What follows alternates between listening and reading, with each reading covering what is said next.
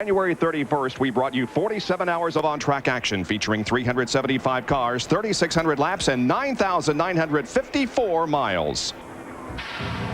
Speed Weeks at Daytona means more than the Daytona 500. There are other divisions, other drivers, other races, other concerns. Many competitors in the Busch Grand National Series work and worry all year about this race coming up, the Goody's 300. The last few days have been frustrating for many. Others have had a relatively easy time. But all of that is now behind them. They are set to do battle at the World Center of Racing in the Goody's 300. A huge field of Busch Grand National cars has been pared down to 46. The crowd is also huge. It's a very cool day in Central Florida. The stage is set. Everything is go for the green flag, and we welcome you to Daytona International Speedway and the Goody's 300. Well, we began our coverage here at Daytona back before the Rolex 24. It culminates here today with the running of this Busch Grand National race. It is a very big race for these drivers, very prestigious to do well here. Plus, they are going for the largest purse in series history. Traditionally, it has been a race won by a Winston Cup driver, getting some time in for tomorrow's race. However, that streak was brought to an end just last year. For more on that, here's Dr. Jerry Punch. Bob, only once in the 14-year history of the Busch Grand National Series as a Busch Series regular won this race, the season opening Goody's 300. As you said, it happened a year ago in rather miraculous fashion as Chad Little came from all the way back there, 42nd spot, all the way to the front to take the victory. Today, there are 13 Winston Cup regulars in the field, but only 3 in the top 10. That means there are 7 Busch Series regulars starting up front, and of those 7, 5 have never won a race. Who could it be today? Could it be a Busch Series regular? Maybe a first-time winner? Take a look. Back in row 4 on the outside, Randy LaJoie. He has finished second twice on the Speedways, still looking for his first victory. How about inside of him, starting in 7th spot? Vermont's Kevin LePage came here with no sponsor on the car. Great qualifying effort. Moving up the grid in the top 10, Tracy Leslie. His only win came 3 years ago on the short track at Indianapolis Raceway Park. Mike McLaughlin starts 3rd, and he has 1 win. That's at Dover, Delaware. But up front on the pole with a qualifying effort, even faster than Dale Earnhardt's pole-winning speed for the 500, is Jeff Purvis. Purvis has never won a Busch Series event. And remember last Sunday when he won the ARCA 200, he climbed out of the car and dedicated that victory to the memory of Neil Bonnet. And look today, on his dashboard, he carries the spirit of Neil Bonnet with him once again. But there's more on some drivers' minds than just winning. With more on that, here's Bill Weber. Here's one car that's very familiar with the front of the field, the number 3 Goodwrench Chevrolet Monte Carlo driven by Jeff Green. In fact, in first-round qualifying, he was 5th fastest. But when he came back from that qualifying run, his spoiler measured 42 degrees, below the minimum of 45 mandated by NASCAR. His time was disallowed. Jeff went in second-round qualifying. He'll start 27th. Now, Dr. Punch talked about Chad Little. Last year, last to first. This year, Chad starts 30th, his best starting position here in 3 years. He has a new car in a Pontiac, a new sponsor, and as of this morning, a new motor. His 4th motor in 6 days. And talk about teams that have had trouble. Well, way back there, near the rear of the field, you will find Dennis Setzer, a talented 2-time winner in the Busch Series. Now, this year, he drives for Aiken Sutton Motorsports, the team that finished 9th in Busch points 1 year ago. But it has been a frustrating week for that team. They had to take a provisional. Dennis Setzer starts 43rd. Race drivers come to race tracks to win races. But here in Daytona, for the Busch Series, because of the expense and expertise it takes to be successful, many teams will take a top 20 finish, take their points, and take their car home in one piece. Now let's go up top to Benny Parsons and Kyle Petty. Jerry Punch mentioned the 13 Winston Cup drivers that will start the Daytona 500 tomorrow in this field. Here's a Winston Cup driver. Why aren't you down there sitting in the booth with us? I guess, Benny, because when I mess up here, it doesn't hurt as bad when y'all slam me as it does when I run into these walls head on out here. Do Winston Cup drivers view this as a dangerous race? I don't think they view it as a dangerous race. I think they view it, you know, as a race that they can go out and get some laps in early in the season. But can it be a dangerous race? It can in some aspects. I think the last couple of laps of last year's race, when they all piled up coming out of 4 here, there were some sore drivers Monday or Sunday morning getting ready to go into the 500. Can the drivers learn anything today that will help them win the Daytona 500? I think so more now in the last couple of years than they ever could before, especially since we've gone to the 9-to-1, to the V8s again, to the weight being close to the same. The wheelbases are a little same, but you'll notice the Pontiac, the Ford, and the Chevy are the same body style. So, yes, I think they learn just a little bit. Whether it gives them an advantage, I don't think so on Sunday, but they learn a little bit anyhow. All right, Bob, we can slam Kyle right in the wall if we want to. Won't hurt as bad as a race car, but he will say we can slam him in the wall. Okay, well, the 46 cars that are going to race today have been started. And in just a moment, we'll come back for the green flag for 300 miles, 120 laps of racing at Daytona.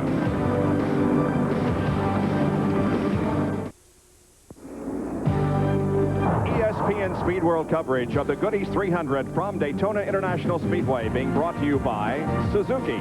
Your Suzuki motorcycle and ATV dealer has the ride you've been waiting for and the financing to get it. By Dynomax Performance Exhaust Systems, engineered by Walker. And by Quaker State, the motor oil that exceeds the highest standards for engine protection. Field is in turn number 4, set to take the green flag next time around. Let's take a look at the Suzuki starting grid with the pole sitter Jeff Purvis, faster than Dale Earnhardt's Winston Cup effort. Joe Nemechek, who won the pole for the most recent Busch Grand National race in Homestead last year, outside of row number 1. Second row consists of Mike McLaughlin from Waterloo, New York, car number 34, and Steve Grissom in car number 29. The third row, Tracy Leslie, car number 11, and 43, Rodney Combs. Kevin LePage starts in 7th position alongside Randy LaJoy. Starting 9th and 10th will be Larry Pearson and Pete Orr. 11th and 12th, Hut Strickland and Jason Keller. Phil Parsons and Todd Bodine make up row number 7. In the 8th row, it's Jim Bound and Dale Jarrett. Bobby Labonte and Joe Bessie go from row number 9. In the 10th row, it's Curtis Markham and Derek Cope. Row number 11 will be Lonnie Rush and Terry Labonte. And as you take a look at the rest of the starting lineup, BP, tell us about all of our in-car cameras that we have today. We've got a total of 7 to complement our coverage. That was Hermie Sadler we just saw, the Peebles department store. This is Jimmy Spencer, the Wagner Brakes camera. This is from the roof of his car. Car number 20. And there's the field getting ganged up, ready for a start. We see the light is out atop the pace car. We'll see green the next time by. 30 Chevys, 12 Fords, and 4 Pontiacs are set to do battle on a very cool afternoon in Central Florida. The temperature isn't expected to reach 60 here today. However, for tomorrow's Daytona 500, a warming trend is supposed to settle in and a beautiful 65-degree day for the 500. A big crowd on hand here for this one, despite the cool weather. This always is one of the best races that we see in the Busch Grand National Series. Look at the crowd there. Wow. 120 laps of competition. The race record is held by Darrell Waltrip, set in 1978. The pole speed, as you saw earlier, 189.7. They'll have to pit for fuel at least by lap number 50 and 55. As a matter of fact, Dennis Setzer, who's starting at the tail end of the pack, stopped on the first parade lap and topped his tank off just to make sure that he could run that extra lap in case he needed to. Beautiful overhead shots as the cars come off of the 4th corner, and now the pace car turns on to pit road. We are set to go racing in the Goody's 300 at Daytona. The green flag is out. Here we go.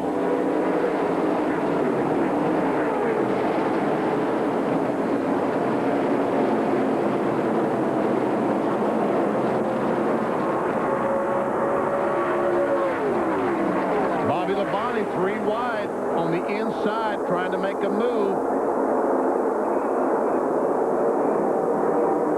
What a great start, Kyle. It was a great start. Nobody jumped and got wild. Nobody got crazy. Everybody just kind of stayed in their lines. And they'll get sorted out here in the next few laps, but it's a good, clean start.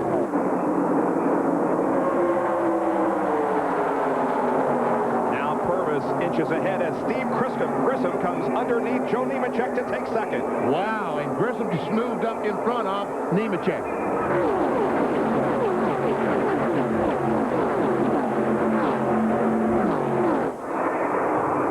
Lap 1 complete. It's Purvis, then Grissom, then McLaughlin, the first three, and then side-by-side racing for fourth into one. This is Hutch Strickland's car looking out the back bumper. That's Jason Keller, the red and yellow 57.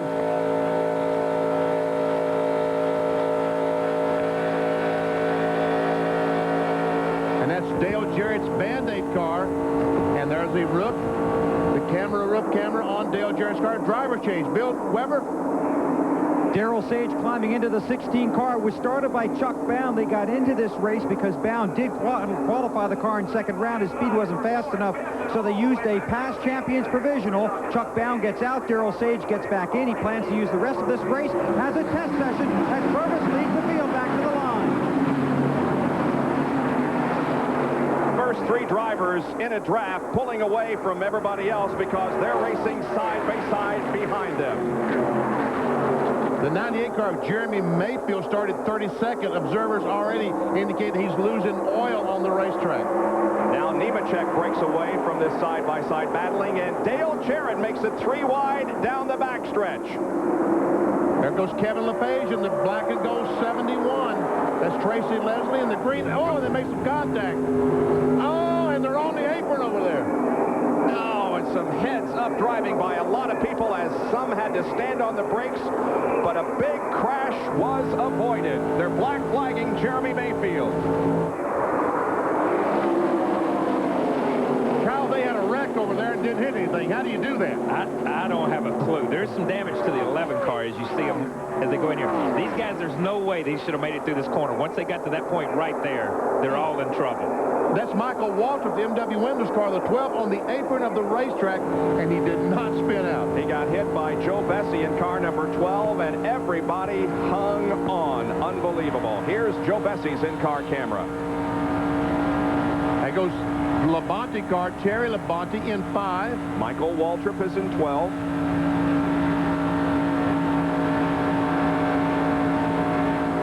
We understand that Randy LaJoie may have a flat tire. Maybe bringing the car toward the pits.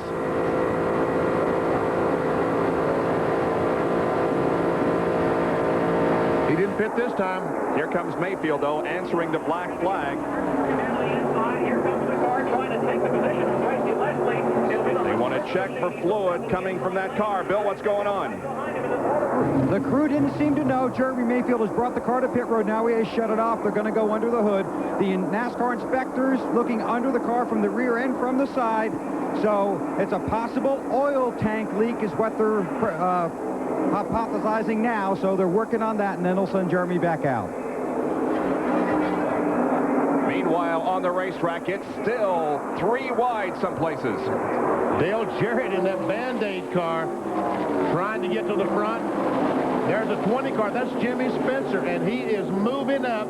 But look at this group of cars. He moves down right in the front of Curtis Markham. Kyle, I don't blame you. I think it's much safer up here. It's a lot safer. After watching these first few laps, if this goes like this all day long, it's going to be a lot safer up here. There's Derek Cope in the 26 car, the blue one ahead, and passing by the 51 of Jim Bound.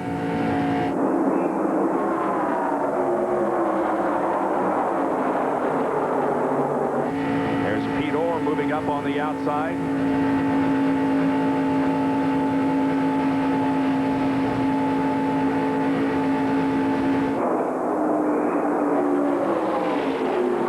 Larry Pearson in the 92 car, the Stanley car. Trying to get by Tracy Leslie. Tracy qualified about 5th. Jerry has an update on Randy LaJoie. We speculate he may have a flat tire, Jerry. Bob, that's what happened a moment ago. Randy radioed his crew chief, Steve Bird, and said, left rear, left rear, left rear. He said, stay out. We'll look at it as it comes by. He came by. I thought he had a little bit of a vibration and then a tire going down, but apparently he came by that time. Must have been some debris or something on the tire. It has since gone away, so he stayed on the racetrack and has not made the unscheduled stop. Steve Grissom in the World Championship Wrestling Chevrolet has wrestled the lead away from Jeff Purvis as we complete lap number 7. That's McLaughlin running 3rd and Joe Nemechek 4th as those 4 cars are by themselves. Here's how the pass for the lead occurred. Going in turn 3, this seems to be the favorite place to pass, Kyle. You get so much of a draft, especially if you're pulling a little bit lower gear than some of these other guys.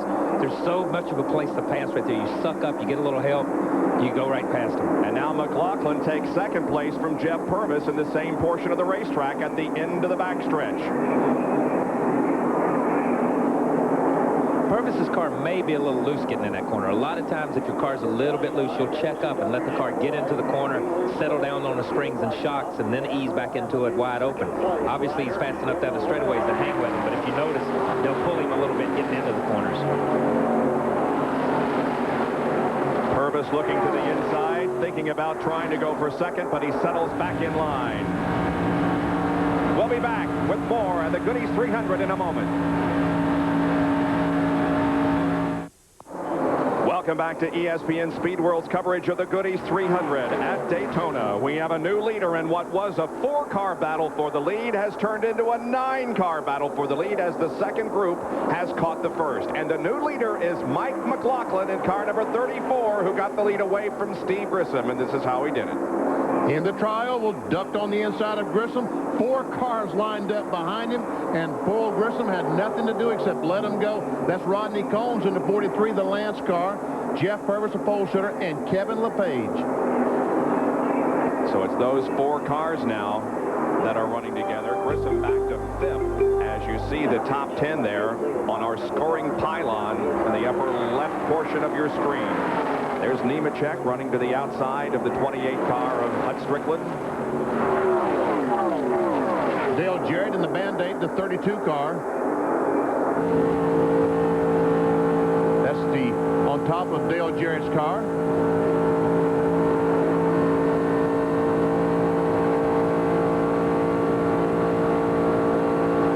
Trying to close in, trying to get hooked back up with that lead draft.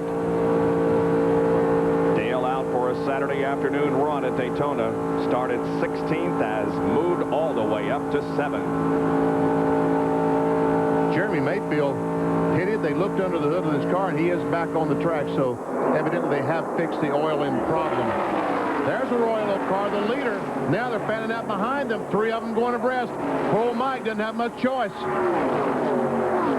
Looks like we're going to have yet another leader as Rodney Combs goes to the front in the Richard Petty car.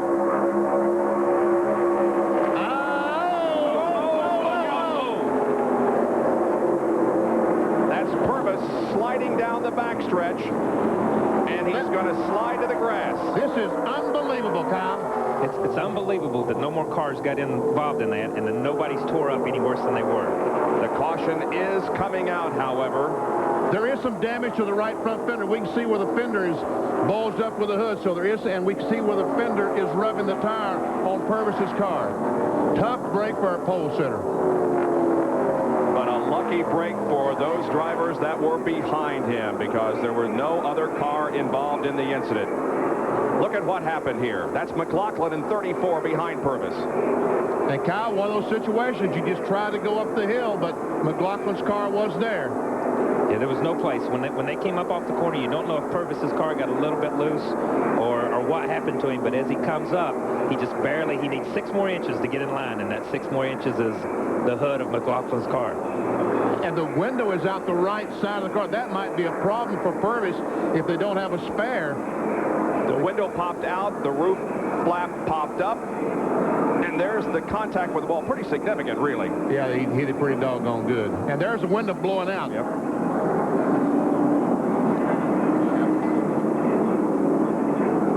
But luckily, the car slid to the infield, and there was space enough behind that nobody else became involved. Now from the blimp.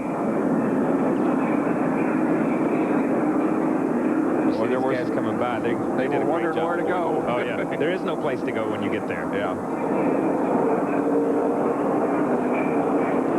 Let's look from Randy LaJoie's in-car camera at Purvis and see how close that LaJoie was to the accident.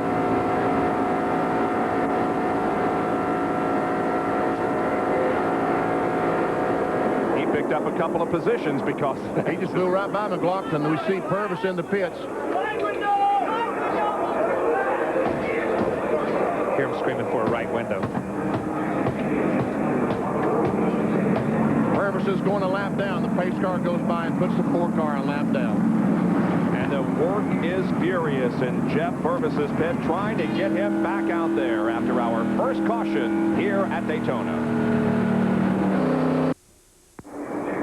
17 laps have been completed in the Goody's 300 at Daytona International Speedway. We are under our first caution of the race, and this is what happened down the backstretch. That's Purvis in the red car and McLaughlin in the red and yellow car. And Purvis into the wall with the right front. As the car comes around, the air goes in the driver's door. Watch as the window flies out the right side of the car. There it is. That is the window out the right side of the car. And NASCAR mandates that you must have that window in the car before you can run on this speedway. Purvis was the only car involved in the incident. So let's examine the window situation closer now as we present an ESPN Trackback, brought to you by Quaker State, the motor oil that exceeds the highest standards for engine protection. Here's Jerry Punch. 3 years ago, NASCAR mandated that cars on super speedways have right side windows to try to prevent air from getting inside the car when it would spin sideways, thus producing a lift situation for the car. The right side windows, in conjunction with the fender skirts and the roof flaps, now have been able to keep the cars on the ground. Now, here at Daytona, teams watched the ARCA race last Sunday and saw one driver, Shane Doles, who didn't have a spare window. And that's why many of them have done this. They have gone and bought a piece of plexiglass. I'm in the Jeff Green pit, and simply just cut it out in the shape of a spare right side window. This is the one that Jeff Green would use if he would need it, if his right side window would come out. They would have to pop rivet it in. Now, NASCAR will not allow you to tape it in place because they feel like the tape will blow away and the window will come out. But they will pop rivet in place. This right side window may not look like much, but closing off that air ventilation hole can keep the car on the ground. Bob? And we saw the right side window there on Randy LaJoie's car. Our in-car camera showing us that, and there's Tracy Leslie's. The one thing about when they do put the side window back in it, NASCAR does allow them to pop rivet it in, but they're only allowed to use a certain number of pop rivets because in case of an accident, like we saw in the flip down here in the ARCA race, sometimes that is an exit route out of the car. If the window is pop riveted in solid and the driver can't get out, it becomes more of a safety hazard. We are about to go green once again. And leading them down is Rodney Combs, who led 5 laps in last year's Goody's race. That were the only laps that he led all year. His best finish was a 6th at Atlanta and a 6th at Myrtle Beach. He has the lead of the Goody's 300 at the moment with 3 cars lined up behind him.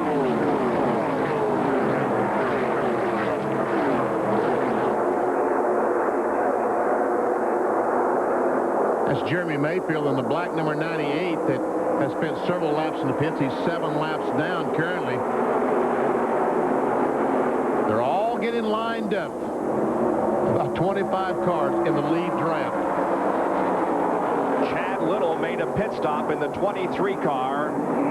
He had an ignition problem. He went from last to first. Wasn't an ignition problem down there, Jerry? A combination of problems, Bob. One was the ignition. The other was the fact that the water temperature was not coming up in the car. It was staying about 160 degrees, and the car would just lay down and not run. So they came in, put a little tape over the front of the car, and also checked the ignition. So he's making a bonsai move through the field again like he did last year.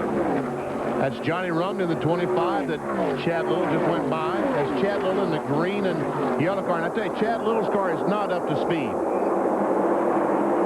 Terry Labonte back in the 5. Labonte, 11. Tracy Leslie. All these cars made a pit stop on the caution flag. And there's Jeff Purvis trying to catch back up. He lost 1 lap during that incident. Several other cars made pit stops. Tracy Leslie in number 11, and also Pete Orr came in for a pit stop during the caution. McLaughlin and Dale Jarrett side by side, and look at Michael Waltrip on the inside trying to make it 3 abreast, and that's Mark Martin in the Winn-Dixie car following Michael Waltrip. Yeah, we hadn't said much about Mark Martin. He's always a factor in any Busch race he's in. He started 28th, and there he is in 9th, 10th, 11th, right there following Michael Waltrip and pushing him up through the field. Bill Weber updates the Jeff Purvis story. With Johnny Allen calling the shots down here. How's your car, Johnny? it's got a pretty good bit of body damage on the right front, but, you know, he said it's all right now. It's not, you know, we got the fender off the tire. He said it ain't driving bad right there, and we'll just need some body work done back on it so we can get back up there and try to gain a lap back. Oh, trouble! Jason Keller. Todd Bodine, that's Todd in the blue car. Scramble under one car. Oh! Car almost turning over was Doug Hebron. A big scramble is on to try to avoid many cars coming down pit road, some of them near full speed. Joe Bessie is involved, Kevin LePage. That's a big crash. That's LePage there in the black and gold 71. LePage took a big hit in the inside wall there. Jason Keller, we see him moving around in the 57. There's Andy Hillenberg, the AC Delco car. He's also involved. The right front's pointing south. There's Hebron getting out. Hebron almost flipped over, as we'll see on the replay. But he's okay, obviously. Jason Keller, I see him moving around in the car. Yeah. I guess he's not going to move until the... Man, that car... Well, Yeah, let's see if there they can he win goes. that down. Boy, the front end of that car is gone, isn't it? And the side. Yeah. And the back. What's good about it? Nothing much. LePage has climbed out of his car. That's good news. Here it is again. He's the car in the middle is Jason Keller, the 57. And Kyle, they take the air off his spoiler, don't they? The worst place in the world to be on this racetrack is in the center coming out of this corner. It's not as bad over out of 2, but the car just gets sideways coming off. He runs into Michael, then back into the outside wall. He takes a heavy hit there. You see LePage go out. He takes another hit right here. Jason does right in the front. And if you watch him, he spins and spins, and he's sitting there, and he'll take one more big hit before it's all over with. And it kind of reminds me of when my father wrecked here. That's Hebron. There's Hebron up on his side that comes through. And, I mean, there's nothing you can do at that point. There's nothing these guys can do sitting in the car. They're just waiting to get hit time after time. And the guys that are coming in, there's stuff on the racetrack. They're cutting tires. Things are happening. There's not a lot you can do. Pit road becomes the racetrack. They are detouring all the traffic down pit road to assist with the cleanup. Here it is again. And Michael Waltrip was blessed in the MW Windows car that no contact was made. And we see LePage heading for the inside wall. And there's Todd Bodine, some heavy contact. Bodine's first race for this brand new team. And here's Hebron. Oh, man. Hermie Sadler goes under. It looked like he went under Hebron's car. And there's Andy Hillenberg taking a final shot. Man. Man, oh, man. Here, let's see if... Whiz, that's Hermie Sadler. What a frightening sight. Great camera shot. Yeah, really. Jason Keller's race is over. He's okay. This would look like a better deal all the time, isn't it, Kyle? I feel a lot better right now sitting right here. Man, look at the damage on that right. Here's Jerry Punch. Steve Addington is Jason Keller's crew chief. And, Steve, what did Jason tell you happened out there? He was just riding along there, biding his time. He'd got back up in the lead draft and said Michael ran up under him and took the air off of him and just turned sideways on him.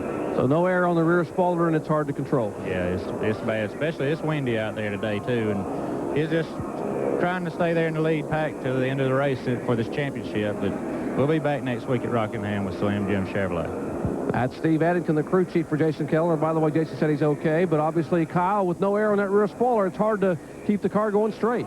Obviously. The 71 car of LePage being loaded onto the rollback. This is Joe Bessie's in-car camera, Benny. Yes, he sees the smoke, he backs off.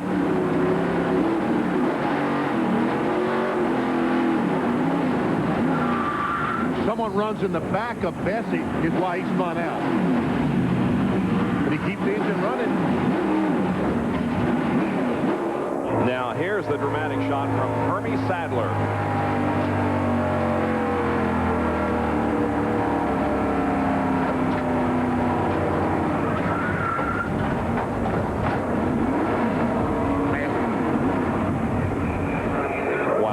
There is Hermie. He's okay, and the cleanup is on here at Daytona after a massive crash off of turn number 4. We'll be right back. In just a moment, we'll be going back green in the Goody's 300 Busch Grand National race here at Daytona. Here's the reason for the caution. Jason Keller in the middle alongside, that's Hutch Strickland in the red car on the outside, Michael Waltrip on the white car on the inside. And watch as he makes contact with the wall. And here comes Todd Bodine in the blue car. No place to go except in the side of Jason Keller. And then the wreck just continues to go on. Doug Heverin nearly overturning as he made contact with Keller.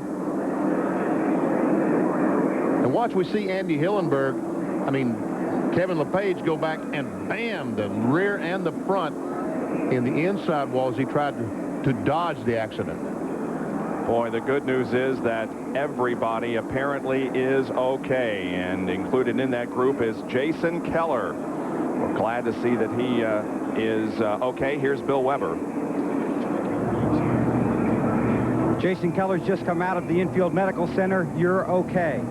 Yeah, I'm fine. You know, it's just a shame that it had to happen that early. You know, it's just, I'd like to say that's racing, but that's the Cup guys racing in the Busch Series. It sometimes happens like that. And what happened, Jason? A couple of Cup guys stuck by me down the back straightaway. We're running side by side, and I guess they don't take it near as cautious as we do. And it's a shame because I thought one of those Cup guys were a real good buddy of mine, but I don't guess you don't have any buddies on the racetrack. Jason Keller, he's okay, but out of the race. And the race is back under green on lap number 28 with Rodney Combs continuing to show the way. Mike McLaughlin is in second position. Chad Little has moved up to third.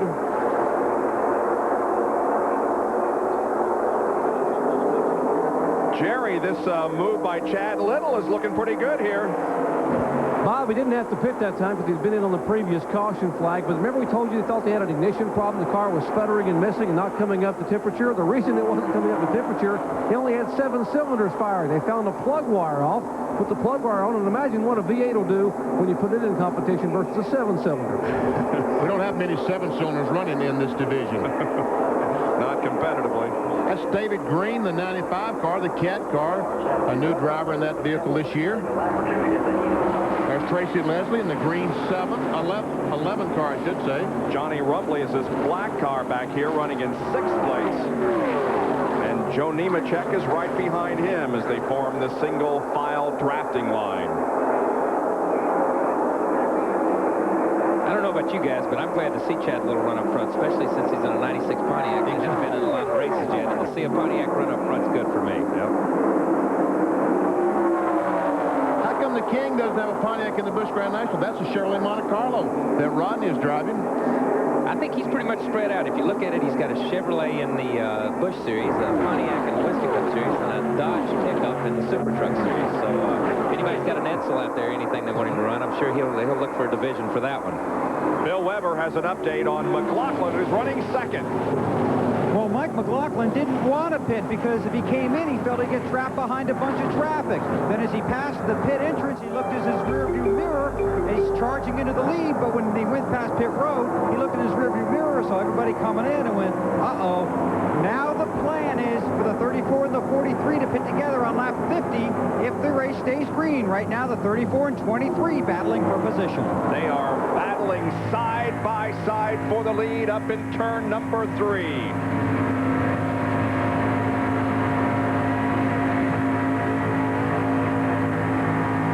This is a Cracker Barrel in-car camera with Tracy Leslie, and we see them all lining up now, 2 and 3 abreast.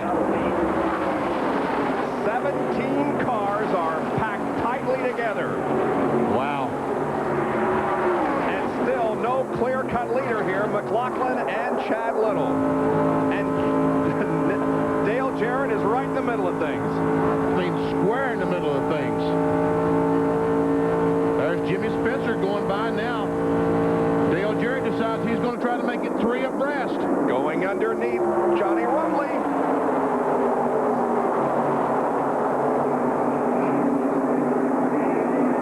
You got to remember the Winston Cup guys that are in this race, and especially guys like Dale Jarrett, they've already been in numerous practice sessions this week and 2 or 3 races, so they know they can make it 2 or 3 wide, and they know they can do it comfortably. McLaughlin has the lead. Combs second.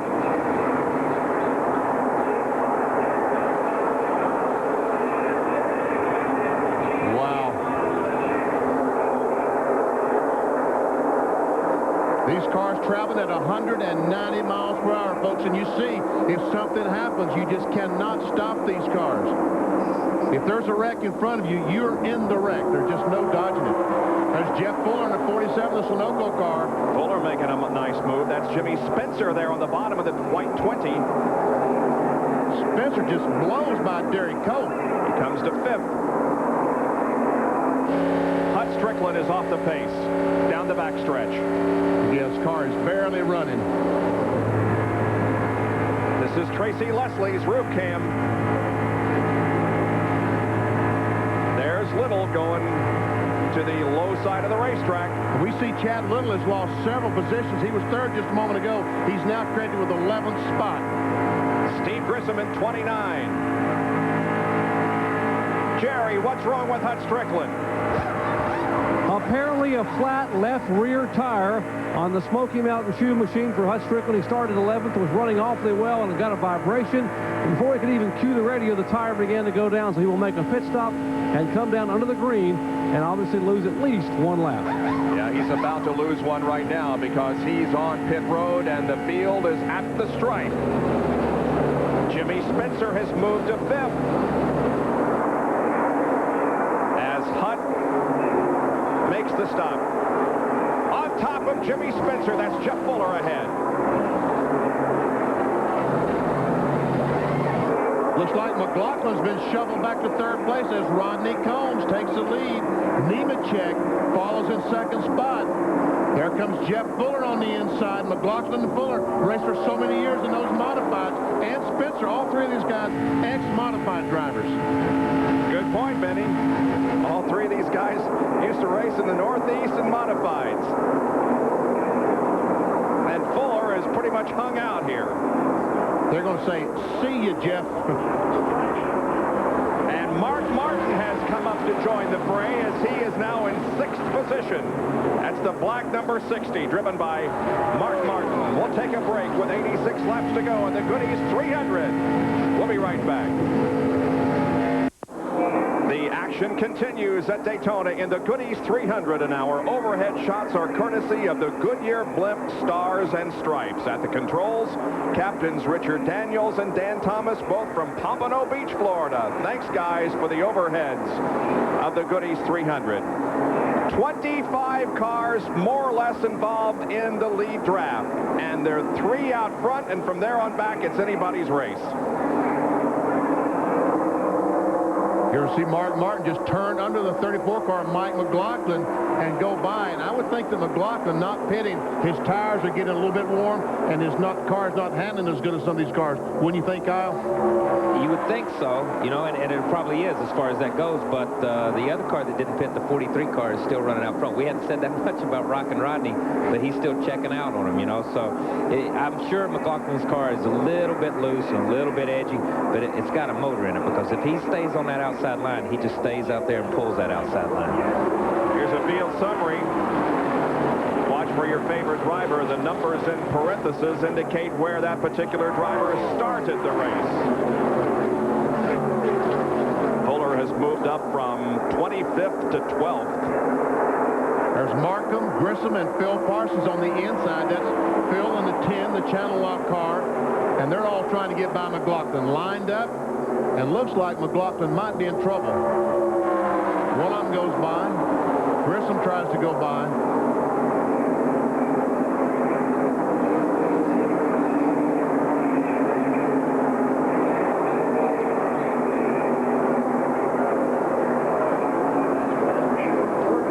There we see they've hung Phil out now.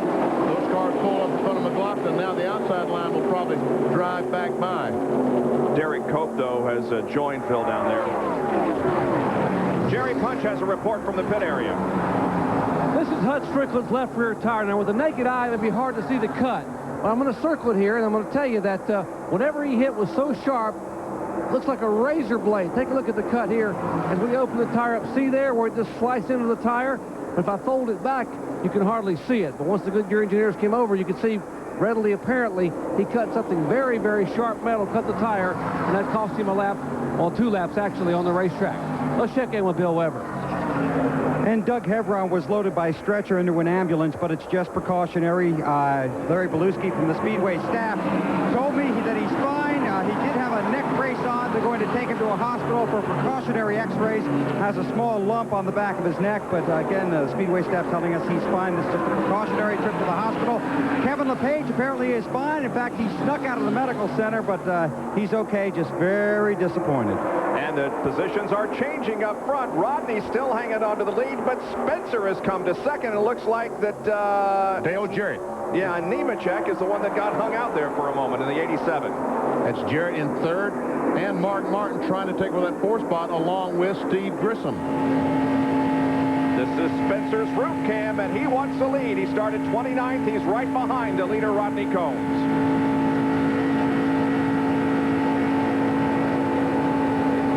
Oh, McLaughlin turns sideways, coming off the trollable. A big wreck.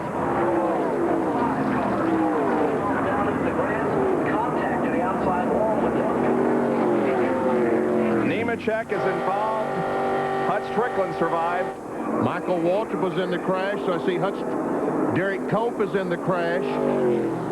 There's McLaughlin. Still rolling, but headed toward the apron of the racetrack.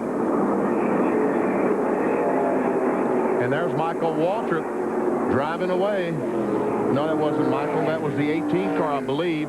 Michael, you're going the wrong way, buddy.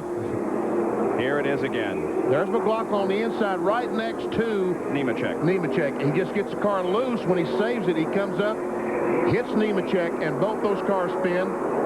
LaJoie just seems to drive right through it.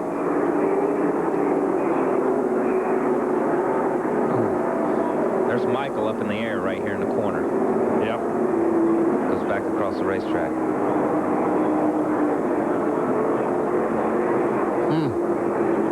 Here's another angle.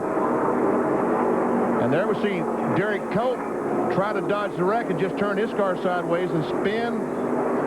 There you saw Michael's car up on the wall and sliding across the track into the infield.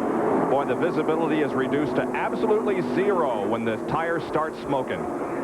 Now we understand why 300 cars crashed in Italy in a fog. Right. Here comes the leaders. Now watch behind as Nemechek and McLaughlin spin. And look at Michael. He just forced in the outside wall. Up he goes across the racetrack. Michael had no place to go, did he, Kyle? No place to go. If you saw the car right in front of Michael was the 23 of Chad Little, who comes to another wreck unscathed, it seems like, at Daytona. But he was right there. If it had been just a little bit more, it could have took out both of them. But it just ends up with Michael. This is the blimp shot, of course. There's Chad. There's Michael. Boom. Yep. There's Michael up on the wall. Yep. And there's Cope down on the inside. And there's Nemechek. He's the first car of the three cars that is spinning. Nemechek, Michael, and Derek Cope. Tracy Leslie's in-car roof cam.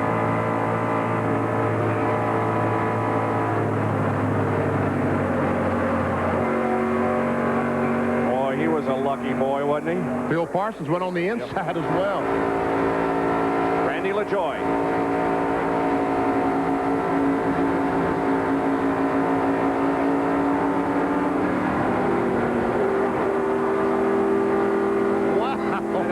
As close as he was, he may have gotten by unscathed. Man, oh man. Wow, here's Bill Weber. And this is Mike's crew chief, Clyde. Obviously, it happened right in front of you. Your car's going to the garage. Your driver's okay. How'd you see it? Yeah, Mike's fine. It's a shame. The Royal Oak Charcoal Jack Rule Barber Sauce car was running real good, nice and comfortable, real fast. And a couple cars got side by side, I mean, with us, and it looked like air to me. They just both started to get drifting loose. All hell broke loose. I don't know what happened after that. Been a great day, though. Yeah, we lasted a little longer than usual. We'll be back at it. And they're going to go try and fix it, get it back out. Remember, points, points, points at Daytona. Scramble off pit road now. There's Joe Nemechek on your right at the bottom of the screen. They're making a pit stop like there's nothing wrong with the car, like they're going to continue out. And as usual, the tire has to roll across pit road. We'll sort this all out and be back for a resumption of the Goodies 300 here at Daytona in just a moment. Stay with us.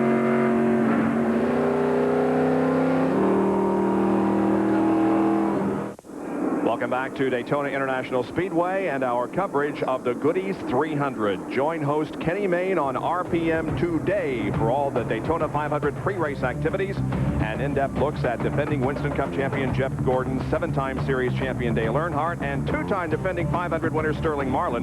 That's RPM today at 11 a.m. tomorrow on ESPN2. Then, don't miss the race highlights and hear from the winner on RPM tonight at 6:30 tomorrow night. That's today and tonight tomorrow on the Deuce. Did you get that? No, I didn't. Well, just stay tuned. That's all I can tell you.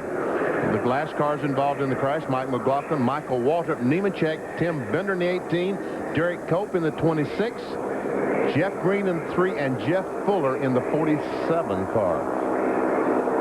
And Jeff Green is still sitting in the pits as the field comes down for the green flag, and Jimmy Spencer is leader of the race. The first time he has ever led this event in his 6th attempt. He started 29th. Here's Jerry Punch.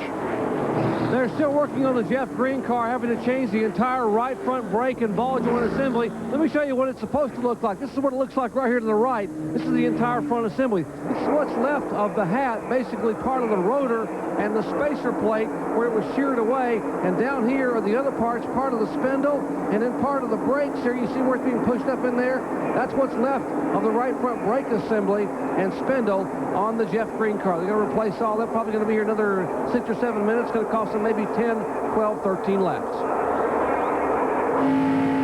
Here's the suspension cam. This is Jimmy Spencer's car, the Zippo glider and the Wagner brakes, and we can see the brake rotor does not light up like it does at Martinsville because Jimmy Spencer will not even touch the brakes going in the corner. We see the brake rotor right underneath the tire. That's... Show me on the telestrator, BP, what you're talking about here. Well, this area here is the brake rotor. That was sheared off the hub and the hat that holds it on the number 3 car, the Jeff Green car. And watch that shock go up and down. Yeah, it's a lot rougher out there than it looks from the grandstand and from our TV pictures. And that spring, you see, that is probably rated at about 3,000 pounds per inch it takes to collapse that spring.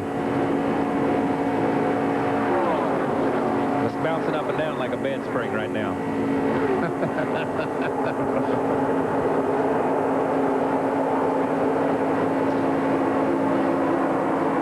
And you can see when the car gets to the back straightaway how it just smooths out like a boat in smooth water.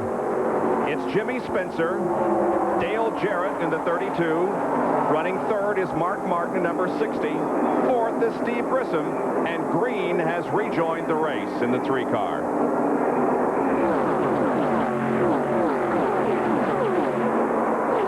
From Dale Jarrett's roof cam.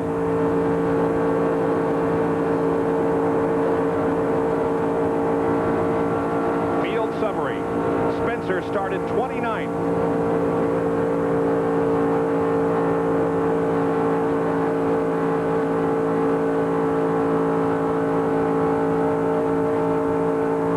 Shock does its job because that picture there is pretty steady. And you can hear as they go down the backstretch, just never lifting off the gasoline. Steve Grissom on the inside of Larry Pearson. That's Grissom in the 29 car. Randy LaJoy in the blue 74 was ahead of them. The car sneaking in behind Grissom and Larry Pearson is the number 9 car of Joe Bessie that we saw spin through the grass backwards on the first wreck coming out of turn 4 here. And it's amazing that these cars can take that type of punishment, that they can spin, get out of shape, and they're still back up in there racing. There's Nemechek back there as well. He was in the last caution. Oh, there's trouble. Pete Orr's around. Another big wreck. This one in turn 2.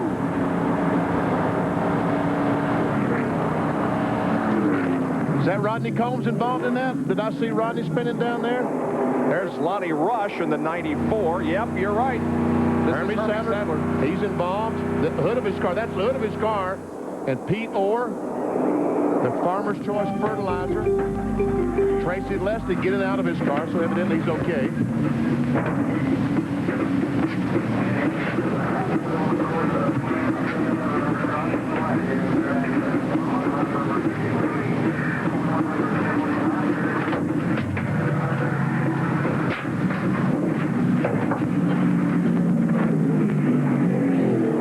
Leslie exits the car. That was Nemechek with, there's Lonnie Rush's car. Pete Orr, and we'll take a look at what happened. It looks like that the 9, well,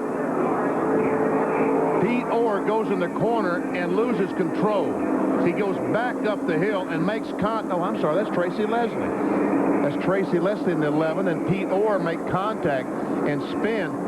And, man, they just took all the options, didn't they, Cal? Yeah, there's no... Right here, if you're back 3 cars, there's no place. These guys on the bottom of the racetrack are doing good. But if you notice, the 2 cars that wrecked spun out of the way, these guys run into each other trying to get out of the way. You know, you've got guys checking up, you've got guys still in the gas, and there's no place for these guys to go. The apron's covered, the racetrack's covered, the grass is covered. All you can do is stop if you can. So a little bit of fire there from one of the cars, and we also noticed that Phil Parsons was involved. Here's the blimp shot. There's a contact between the 2 cars, and they just slide up and collect a lot more. I mean, there's just no place to go. Now there's another pack of cars coming into the wreck. And here is the second pack as they come through.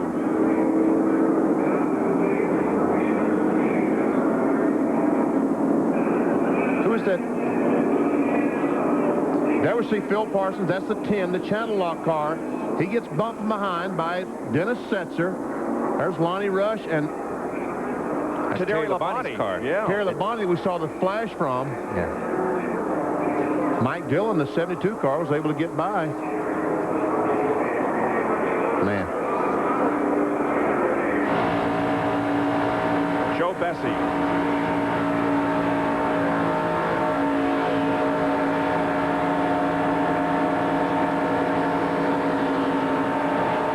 Hermie Sadler.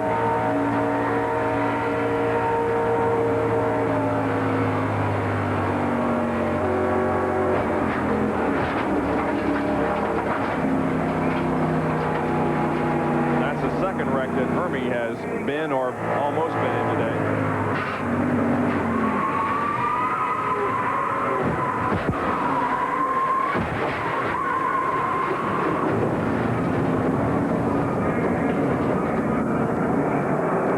Was what started it all. Contact between the 11 of Leslie and the 88 of Pete Orr. Well, another cleanup job is at hand. The cleanup crews have been very, very busy today here in the Goodies 300. We've completed 53 of the 120 laps.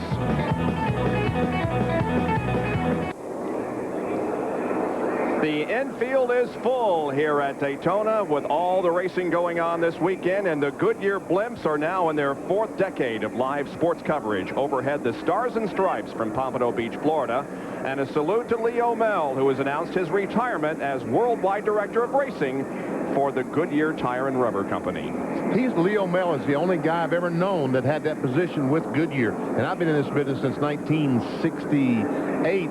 And using Goodyear tires. Wants to spend more time with the family? Leo, the best in your retirement. Here's the field summary showing you that David Bonnet has moved up to 2nd position. Chad Little had some problem with his right window, had to make a pit stop. And we see we still have 23 cars in the lead lap, although several of those cars with some pretty severe damage, including Phil Parsons in the 10 car. Yeah, Chad Little was up in 2nd position, but during the caution, he came in to secure a right side window. Here's Jerry Punch with more on that. Chad had been involved in some of the incidents. In fact, had gotten hit in the door on both the inside and outside, and one of the clips that holds the window in place had broken. So what they did, they had a crew member dive in the car over Chad through the left side window and tie a bungee cord to the inside of the right side window down to the roll bar to hold it in place. Bob? Green flag is out. And the completion of lap number 64. Jimmy Spencer is your leader in the white car on the right side of your screen. Right behind him in black, a very impressive performance by David Bonnet, the son of the late Neil Bonnet, who was killed here at this racetrack 2 years ago. Curtis Markham in the 63 car is third. Joe Bessie, who's been involved in 2 of the 3 big crashes, is fourth. Amazingly, look at David Bonnet going for the lead. 3 wide at the end of the backstretch, and Markham comes along with him.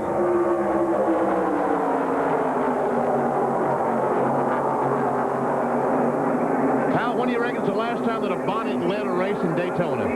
I don't know. He's not the first, and I'm going to tell you what, he's going to lead a lot here if he keeps driving like this. Wow, this is a very impressive performance by that young man. And the fans are standing and giving David the thumbs up. It's pretty incredible. He started 35th today, and he's leading the race. But he's about to lose the lead as there goes Joe Bessie and Randy LaJoy on the inside, hooked up with Mark Martin and Steve Grissom. That's the 4 cars on the inside. And say bye-bye, David. Spencer is dropping back. Why, Bill? Well, they talked about coming into pit during the last caution. Jimmy didn't want to. The crew wanted him to come in. The crew said, come in. Jimmy said, no, I'm not coming in. So the crew said, okay, stay out. They pitted on lap 25 and felt they could go about 50 to 55 laps, which means anytime after lap 70, they could come in and reach the finish on fuel. But now, without the tires, Jimmy Spencer out of the draft and falling back. Randy LaJoy is the man at the point right now, or was. Let's see if Mark Martin takes the lead. He does, and Steve Grissom will come along behind him on the bottom side. And that's Dale Jarrett now coming to third.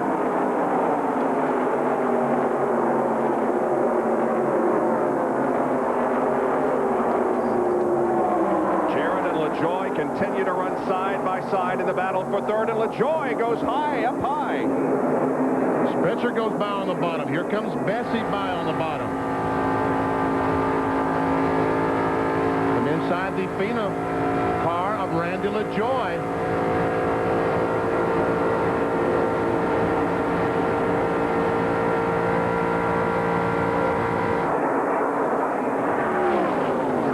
Dale Jarrett has his eyes set on the lead. He tries to get to the inside of Mark Martin, but can't do it. Joe Bessie comes to fourth, tries to, alongside Steve Grissom. Grissom has the 2 cars behind him, so they should be able to draft by, and they do draft by Joe Bessie. There's Larry Pearson, 92. Help him get back in line. He can't get in line right now. He's just having to hold what he's got. Step forward, just talk to him. David Green, the cat car. The outside of Bessie. Mark Martin is the 9th leader of this race. 68 laps completed. Now Grissom dives under Spencer and takes third spot away and leaves Spencer hung out to dry. Jimmy gets to the bottom after losing this spot. He's now 4th, and Joe Bessie is back there 5th. This time by, the leader of the event will get a $2,000 bonus from Gatorade. It is at the halfway point, but that was with a caution flag. They have to run 5 laps under the green. Will Mark Martin pick up that $2,000? Let's see. Yes, he will. Martin, the leader, but Jarrett going for it. He and Steve Grissom hook up at the bottom of the racetrack and blow right by Mark Martin as we watch from Jimmy Spencer's perspective, and he's looking for third.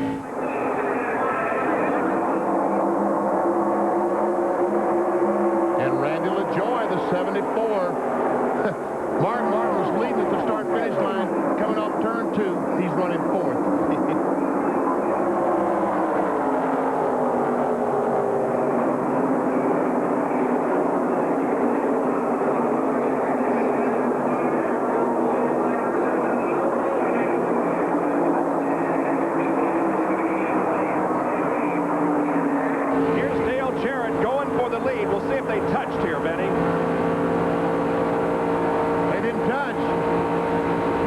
the 60 car just a little bit loose. Yep. Took air off the spoiler, got him a little bit loose, and Mark might have to crack the throttle just a tick. So it's Dale Jarrett now leading the Goody's 300 here at Daytona. Grissom running second. Jimmy Spencer is third. Fourth is Mark Martin. Fifth, Randy LaJoie. And now Steve Grissom has the lead. And Spencer comes along.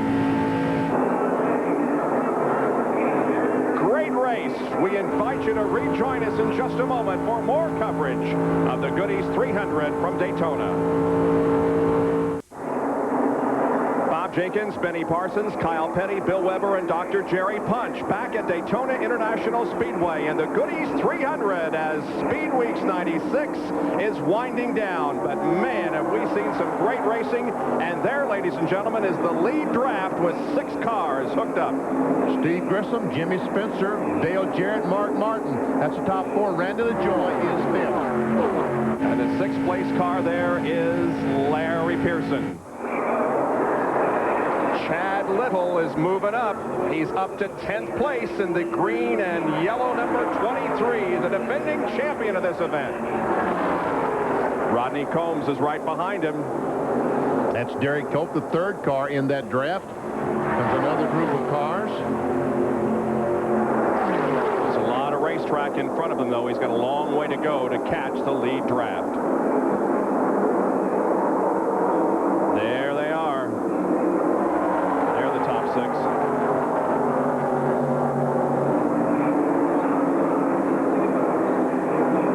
That's a long line. Can those 3 guys draft up to this many cars? It depends on just how fast that Chad Little is at this stage of the race.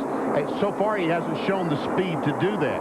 That's not to say he can't, but so far, I don't think I've seen the speed of you, Kyle. No, I haven't seen the speed out of Chad's car yet, but I will say in Winston Cup practice all week long, a 3-car draft has been the fastest drafts on the race track. You get to a 4-car draft, you do a 2-car draft, you do a 10-car draft, they're a lot slower. 3 cars can really run fast, and if Chad can pull them, they'll go. See, that's very interesting. Yes, it is. I didn't know that. That's why we pay him the big bucks. Yes. Chad has said all week long that his car drafts very well. We're going to see if indeed he's able to come up on this group of leaders.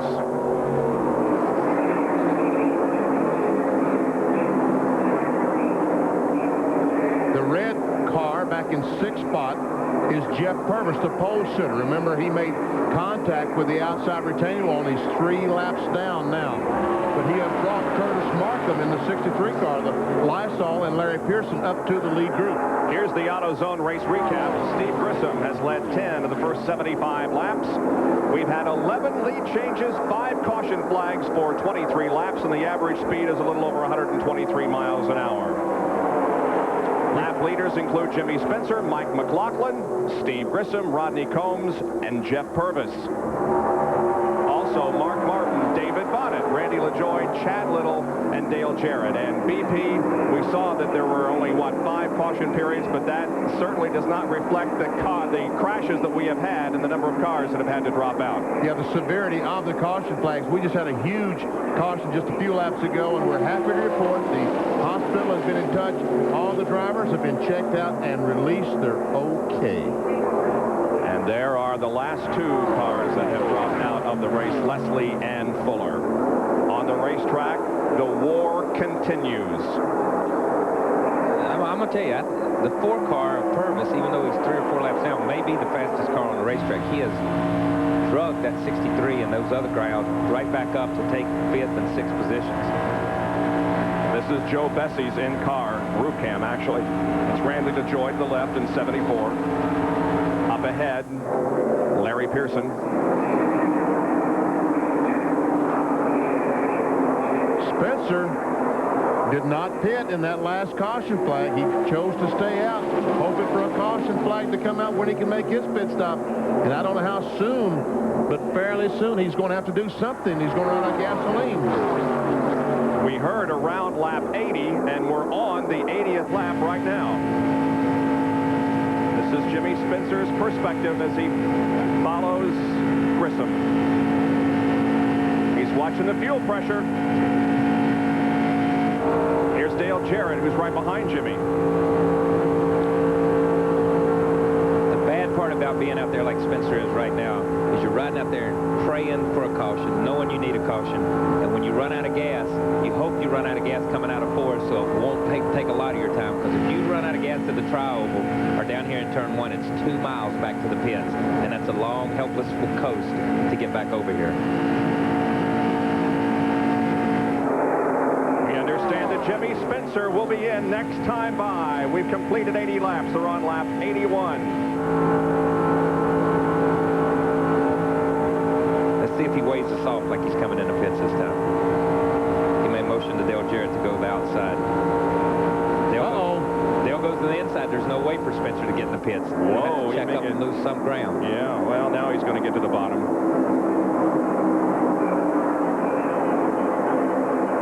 There's Purvis there on the inside of Mark Martin. Remember, Purvis is 3 laps down. He's not going to come in. Hey, I don't want to get, I'm having too much fun out there, he said. That's Phil Parsons with his damaged channel lock car, goes a lap down. He's 23rd, so we got 22 cars on the lead lap. Heard Spencer back off a little bit. That's the first time I've heard him back off today. That's Dale Jarrett's Band-Aid car directly in front of Jimmy Spencer. Does backing off for an instant save fuel, or does getting back on negate that? That's right, exactly. Anytime you get back on the throttle, and Spencer now falls off. He's coming in the pits. Finally, Jimmy Spencer drops low out of turn number 4, comes onto the apron, and is headed for pit road for a pit stop. Bill Weber will call this pit stop as Jimmy Spencer gives up a top 5 position to make the stop. Go, Bill. Well, they wanted him in last lap. He didn't come in. They told him it was this time or we'll be in big trouble. He weaves his way down pit road. Right side tires and fuel only. This team gambled. They thought they could get to 80. They needed one more caution. They didn't get it. The team desperately working on the right side tires. This will be enough fuel to get them to the end. They don't want to lose a lap on the racetrack. Working on the right front. Fuel still going in. Still waiting on the fuel. Done with the tires. Spencer briefly stalls it, recaptures, and continues down pit road. Now he's got to keep it under 65 miles an hour or he'll be penalized. He comes down pit road as the field blasts out of turn number 4 at 170 miles an hour. It should just pass him because it's tough. When you're sitting on pit road trying to catch the pack and trying to catch the draft, I have the spotters tell me when the pack goes in 3 and I leave pit road. He was too fast on pit road, and Spencer is going to have to come in for a penalty. Oh, can you believe that? Man, oh, man.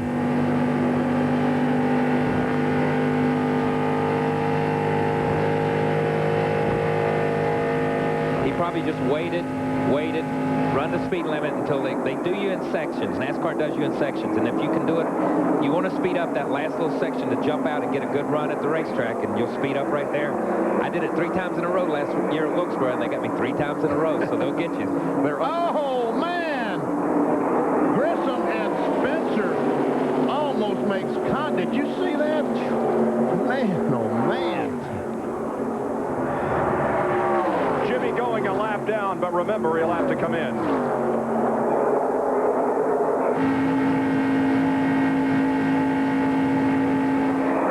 There's the NASCAR official that will observe the penalty. Jimmy has fallen in 3rd in line here.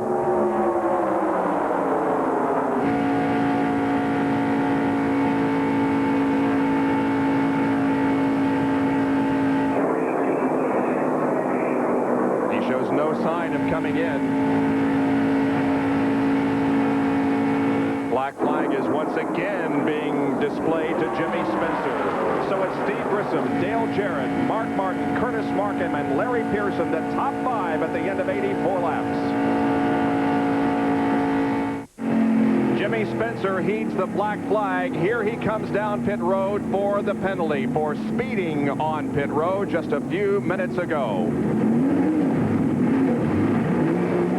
Got to be very careful of that. And I mean, you've got to be very careful of what he just did. It's supposed to be a stop and go. That looked a little bit like a rolling stop to me, and I've got tickets for those to prove it too. Now you can't accelerate. You get past this. Now he can accelerate. Yeah, you can't accelerate. You're not supposed to accelerate until you get past the very last pit, and then you can accelerate up from the speed limit. And also that yellow line there, you can't get all 4 tires above it, right? Yeah, you're not supposed to. There's a lot of different pit road rules, and I don't understand all of them, obviously, by the amount of times that I've been brought in. All right, let's concentrate back up front. Grissom, Jarrett, Mark Martin, Markham, and Pearson. And in the mix also there, the third car in line is Jeff Purvis, who is 3 laps down in 24th.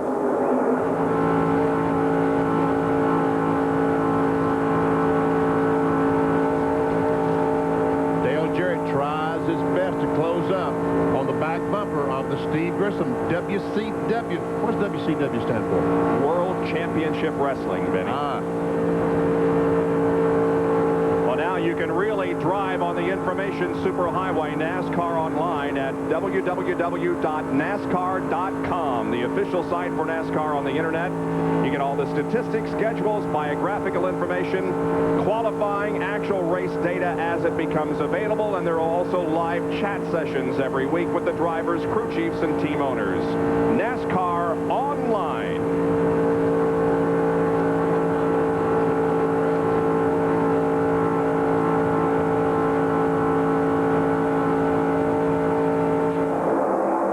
And there we see Dale Jarrett and Steve Grissom and a lot of cars in that lead draft as Mark Martin goes by along with Curtis Markham.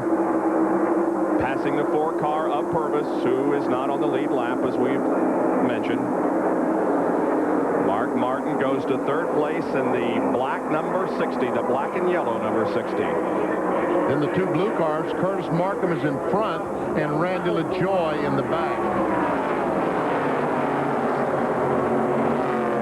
By the way, we talked about Chad a little earlier and how we wondered if he would be able to draft up. He's not having a whole lot of luck. He's still back in 10th position, but really no closer to the lead draft. I tell you what, we talked about, you talked earlier about Purvis being so fast and catching that pack and dragging him. He drug him up to 2nd, 3rd place right along in that, and then Purvis just pulled over and let him drive back past him. And NASCAR may have said, look, you're 2 or 3 laps down, leave these guys alone, let them race for position. 63 car, Curtis Markham off the pace. Looks like he's coming in the pits. He was 4th, but has dropped off the pace and is coming in. Here's another group of cars being led by the 55, Johnny Chapman. That's Bobby Labonte in 44 car. Jeff Green at the tail end of that. That looks like the 18 car of Tim Bender, 3rd in that line. Some of these cars that are in this pack have been in accidents today. Yep. Here are the rookies and how they're doing. Tony Stewart, the open wheel standout, is 19th. Tim Bender, 14th. Johnny Chapman, 12th. Dillon, 15th. Pete Orr's out of the race. Glenn Allen Jr., 32nd. By the way, Tim Bender picked up some sponsorship just this morning on that car. That's the Earl's Performance Ford.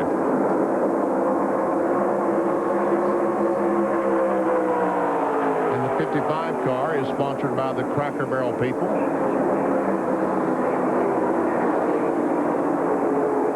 Mike Dillon in the 72. That's Richard Childress' son-in-law? That's correct. He's driving for Ron Parker this year in the Detroit gasket car. This is the one that Tracy Leslie drove in 1995. Dick Kangas is the crew chief, general manager of that team now, and he's very high on Mike Dillon. He's impressed so much with his driving ability so far.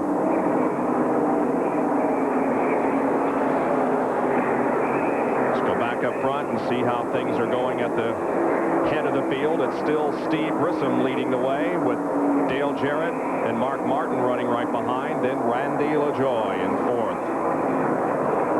Got a Chevrolet, 2 Fords, and a Chevrolet.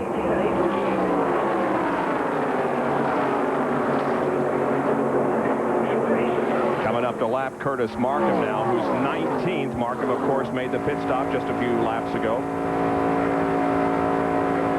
Riding with Randy LaJoy. David Bonnet just made a pit stop in the Restore car. We saw him lead a lap just a few laps ago.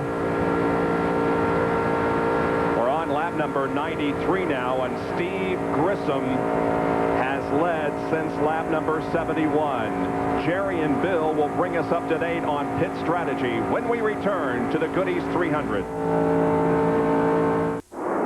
It's the Goody's 300 from Daytona International Speedway, and we would like to salute the Blockbuster Video Blimp and its crew.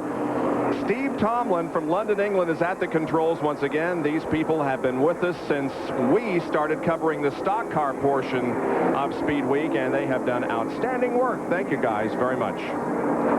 Join ESPN for Big Monday, presented by Bud Light. 7:30, third-ranked Connecticut takes on 14th-ranked Georgetown, led by Allen Iverson. Then at 9:30, the Nebraska backcourt will try to stop the 5th-ranked Kansas.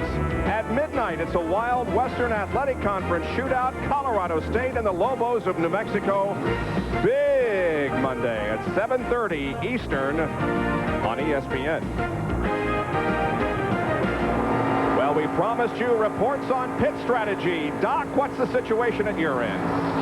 Bob, starting with Randy LaJoie, who's running fourth. I checked with Steve Bird. They can make it no more than lap 103 on fuel. They're not getting very good fuel mileage, so in the next 3 to 4 laps, we will see LaJoie come in. Now, up front, Steve Grissom pitted on lap 53. They're getting excellent fuel mileage. They can make it at least 53 laps, so expect them not to come in until lap 106. They'll be about 14 laps shy of the finish. Let's check in with Bill Weber.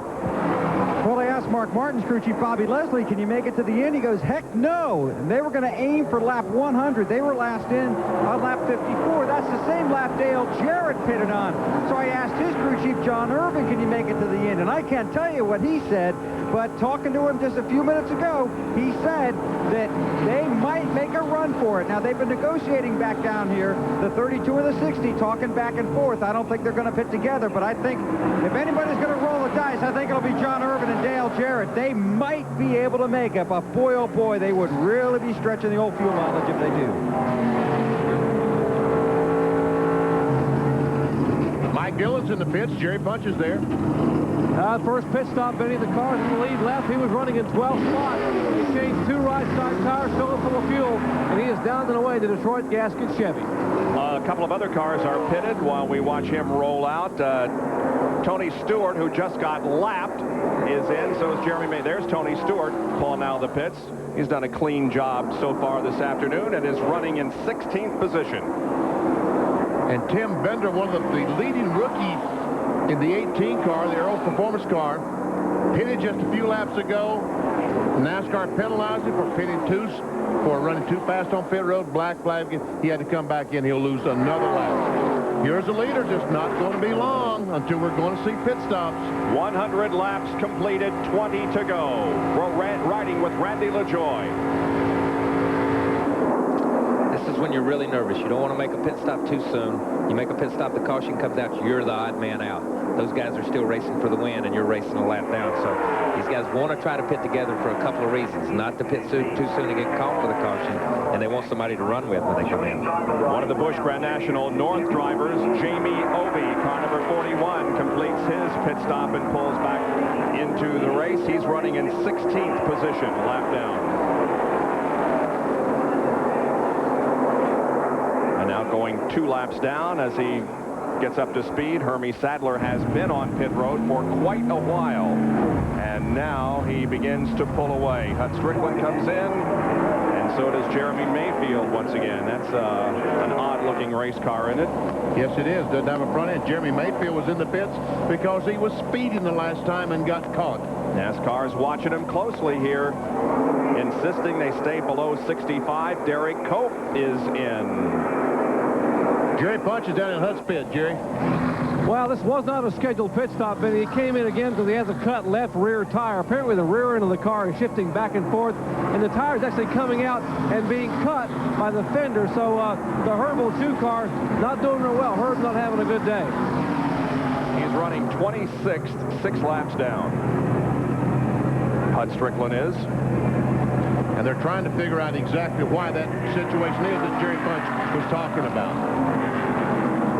It isn't going to be long before these guys have to come in for a pit stop. We'll take a quick break and be back with more from Daytona right after this.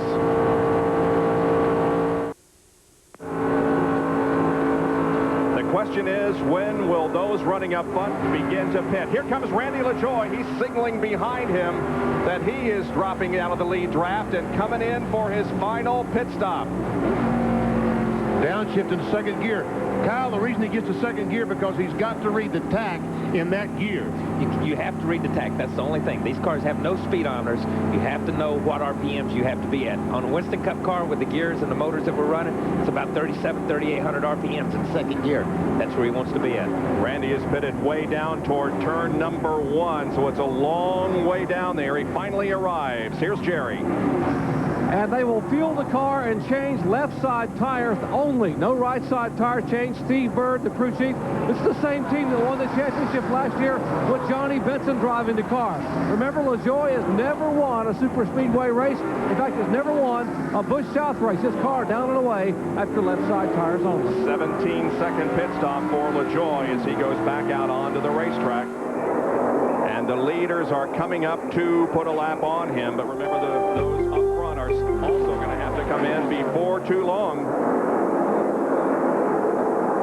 That's Steve Grissom. Dale Jarrett running second. Now then, some of these cars will just put a little bit of fuel, or like 1 can of fuel in that car and not change tires. Larry Pearson is in. Here's Bill.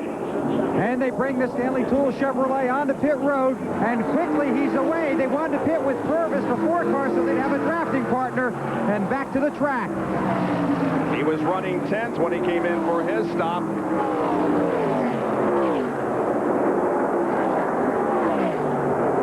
And here comes the leader off the tri-oval. Still have not pitted. Grissom, Jarrett, Martin, Bessie. And the 63 car of Markham. There's a 95 of David Green. He's making the final pit stop. No tires for this stop, just some fuel, and away he goes. Need a gas man that can run about 60 miles an hour and can chase that car down pit road. That would be rollerblades. Huh? Put him on rollerblades Yeah. and let him just slide beside it. Larry Pearson and those guys had a really, really good pit stop because they were running 9th or 10th and came out in front of the leaders. And I'm not sure they're still in front of the leaders. They're still right now in front of them. Still no sign. They stay out there, the front 4. Dale Jarrett.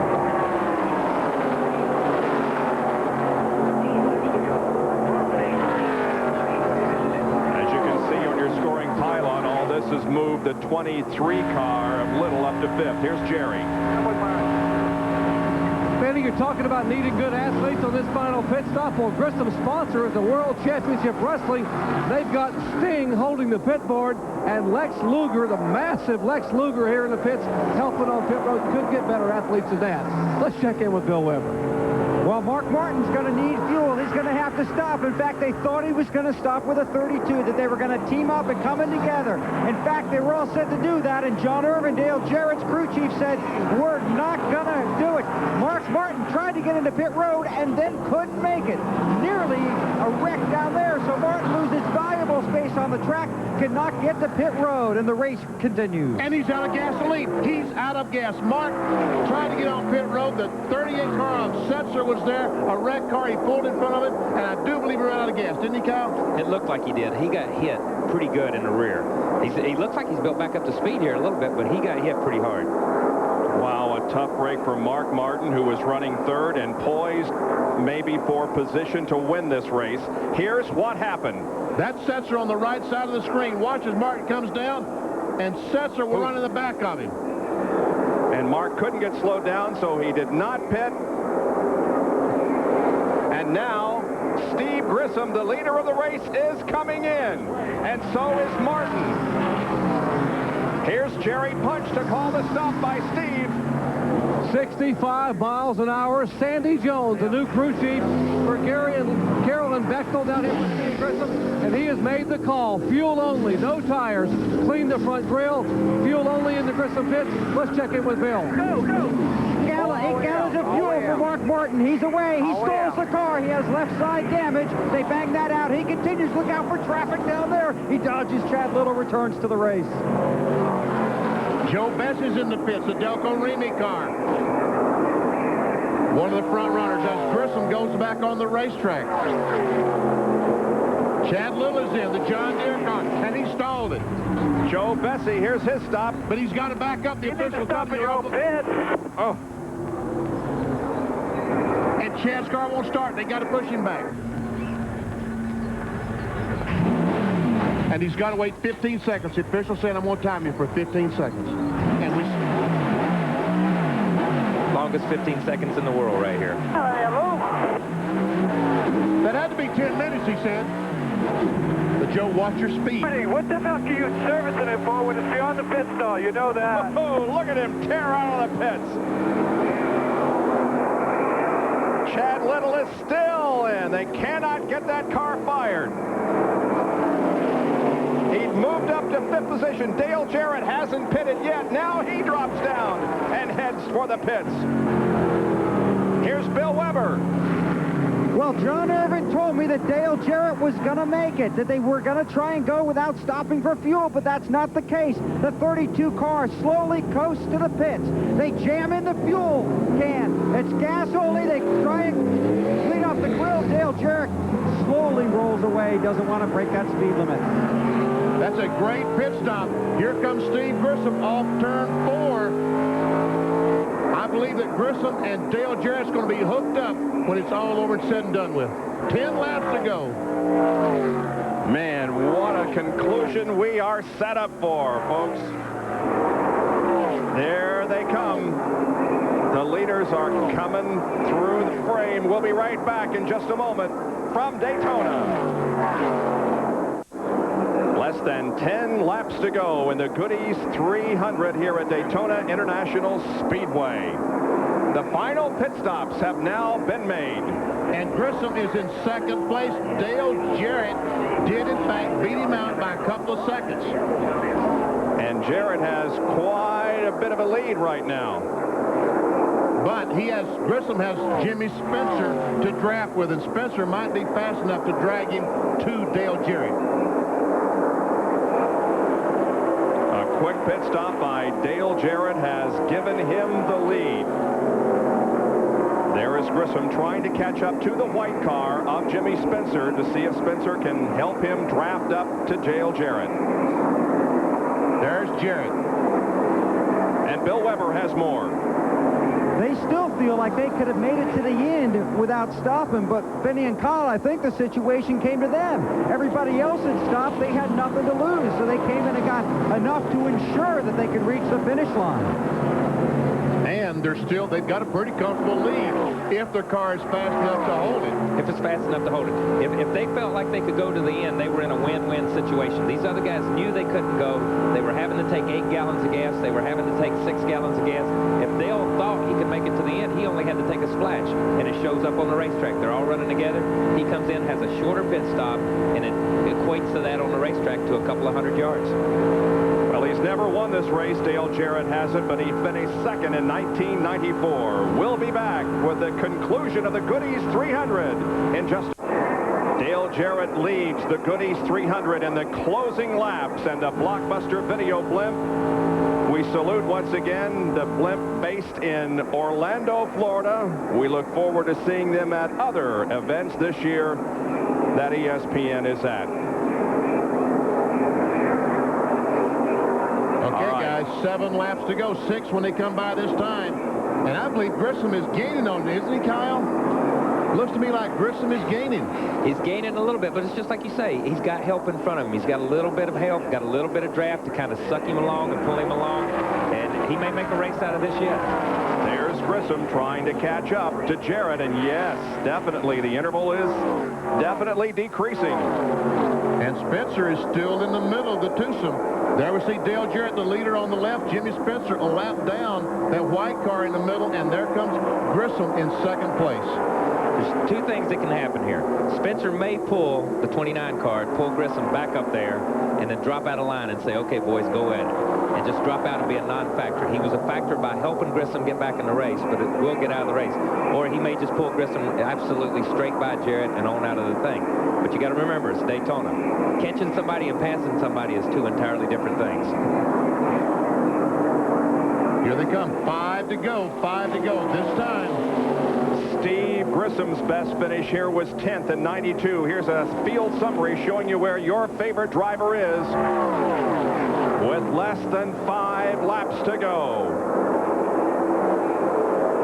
10 cars on the lead lap. There's Jimmy Spencer, who goes to the inside of Dale Jarrett. And Grissom is going to come along, isn't he? And take the lead? Yes, he did. Grissom takes the lead.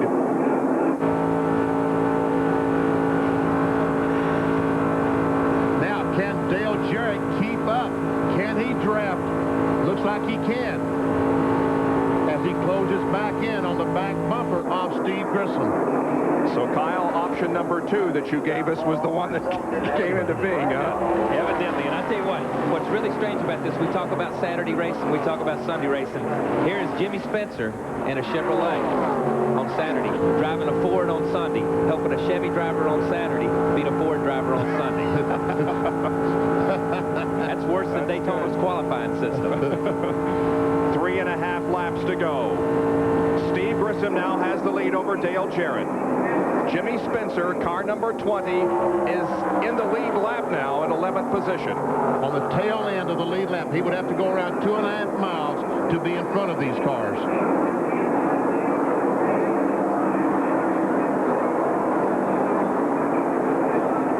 $117 laps are completed. We've got 3 to go in the Goodies 300. There's John Irvin.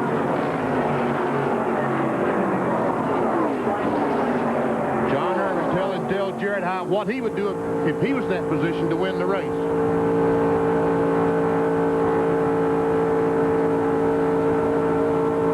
It sounds like that Dale Jarrett just simply has to run wide open to stay behind Steve Grissom.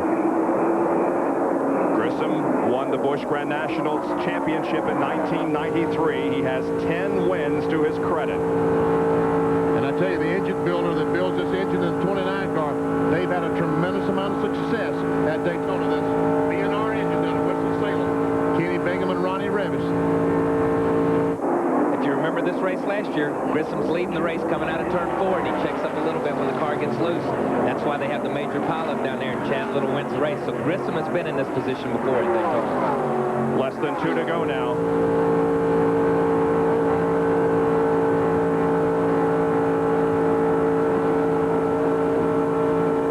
Jarrett gets a run down the backstretch. Looks like he got a good run that time. He's got less than a lap and a half to make the move if he can. And Spencer moves over and lets him go. Says, guys, go at it. Yep, it's your race. That was a nice move by Jimmy Spencer. It sure was. So that was here, very good move. Here come the 2 out of corner number 4 and get the white flag. Will it be Steve Grissom? Will it be Dale Jarrett in the Goodies 300 in 1996? We're on the last lap. Shows a lot of class on Jimmy Spencer's part to do that. Dale got a good run right here, last lap.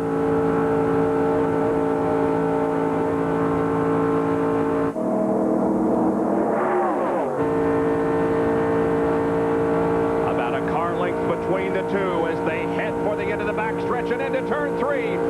Jarrett is going to go high, and Spencer may go with him up there, but Grissom slides up the racetrack and provides the block momentarily.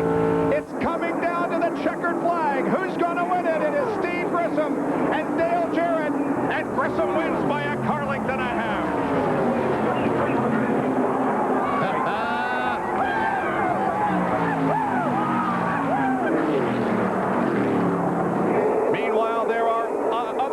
On the racetrack.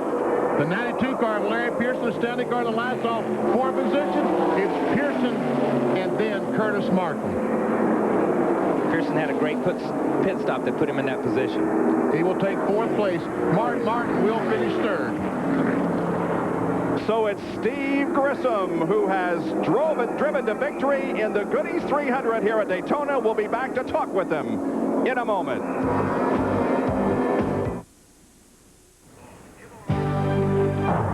ESPN Speed World coverage of the Goodies 300 is being brought to you by the more than 1,225 AutoZone stores across America. AutoZone, the best parts in auto parts. by TM8 engine treatment from Valvoline, because driving is more stop than go. And by the NASCAR Story. To order, call 871 NASCAR. So Steve Grissom records a victory here. And Benny, let's take a look at the unofficial results of this race. We had 3 big crashes. Everybody's okay, and an exciting finish. See Larry Pearson, the first of the Busch Grand National drivers, with a 4th place finish. Jamie Obey, the highest finishing Busch Grand National North driver, in 20th spot. Kevin LePage back in 45th. Several of these cars were involved in one of the 3 big crashes that we had. Doug Hevron was taken across the street to the hospital, but he was not seriously injured. Well, coming up next here on ESPN, NFL's Greatest Moments, we remind you that we will be in Richmond in a couple of weeks for the Busch Grand National cars and the Winston Cup cars as we return there after many years' absence. For Benny Parsons, Kyle Petty, Bill Weber, and Dr. Jerry Punch, this is Bob Jenkins from Daytona. So long, everyone.